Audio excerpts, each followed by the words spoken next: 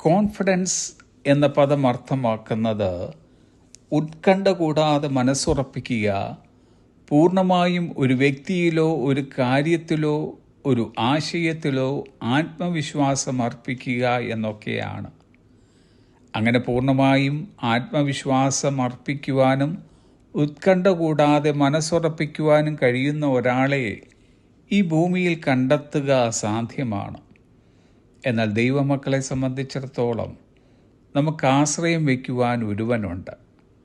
ആ വ്യക്തിയെപ്പറ്റി എബ്രായ ലേഖനകർത്താവ് പറയുന്നത് 13-ാം അധ്യായം 6-ാം വാക്യം, we say with confidence the Lord is my helper, I will not be afraid. നമുക്ക് ആത്മവിശ്വാസത്തോടെ പറയാം, കർത്താവ് എൻ്റെ സഹായകനാണ്, ഞാൻ ഭയപ്പെടുകയില്ല. കോൺഫിഡൻസ് അഥവാ ആത്മവിശ്വാസം നമ്മുടെ വ്യക്തിത്വത്തിൽ നിന്നോ നേട്ടങ്ങളിൽ നിന്നോ മാനുഷിക അംഗീകാരത്തിൽ നിന്നോ വരുന്നതല്ല. അത് നാം ആരോടൊപ്പം നിൽക്കുന്നു എന്നറിയുന്നതിൽ നിന്നാണ് വരുന്നത്.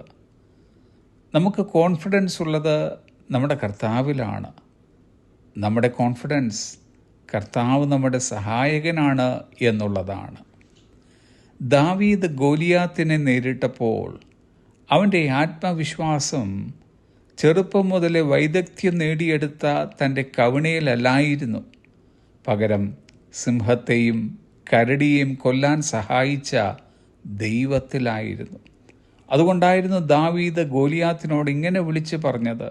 ശമൂവേലിന്റെ 1-ാം പുസ്തകം 17-ാം അധ്യായം 45-ാം വാക്യം, നീ വാളും കുന്തവും വേലുമായി എൻ്റെ നേരെ വരുന്നു, ഞാനോ നീ നിന്ദിച്ചിട്ടുള്ള ഇസ്രായേൽ നിരകളുടെ ദൈവമായ സൈന്യങ്ങളുടെ യഹോവയുടെ നാമത്തിൽ നിന്റെ നേരെ വരുന്നു. ദൈവത്തിൽ വേരൂന്നിയ ആത്മവിശ്വാസം അചഞ്ചലമാണ്. സാഹചര്യങ്ങൾ മാറിയേക്കാം, വ്യക്തികൾ മാറിയേക്കാം, എന്നാൽ ദൈവം മാറുന്നില്ല.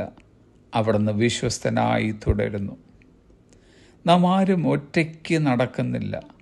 നമ്മോടൊപ്പം ഇന്നലകളിൽ നടന്ന അതേ ദൈവം വിശ്വസ്തനായി കൂടെയുണ്ട്. So walk boldly, live in truth, love fearlessly, not because we are strong but because he is. അതുകൊണ്ട് ധൈര്യത്തോടെ നടക്കുക, സത്യത്തിൽ ജീവിക്കുക, ഭയം കൂടാതെ സ്നേഹിക്കുക. നാം ശക്തരായതുകൊണ്ടല്ല, മറിച്ച് അവനായതുകൊണ്ടാണ്. അതുകൊണ്ട് കർത്താവിൽ പൂർണ്ണാശ്രയം വയ്ക്കുക. നമുക്കറിഞ്ഞുകൂടാത്ത ഒരു ഭാവിയാണ് നമുക്ക് മുമ്പിലുള്ളത്. എന്നാൽ നമ്മുടെ ഭാവിയെല്ലാം അറിയുന്ന ഒരു കർത്താവ് നമുക്കുള്ളതിനാൽ നമ്മുടെ കോൺഫിഡൻസ് അവനിലായിരിക്കട്ടെ.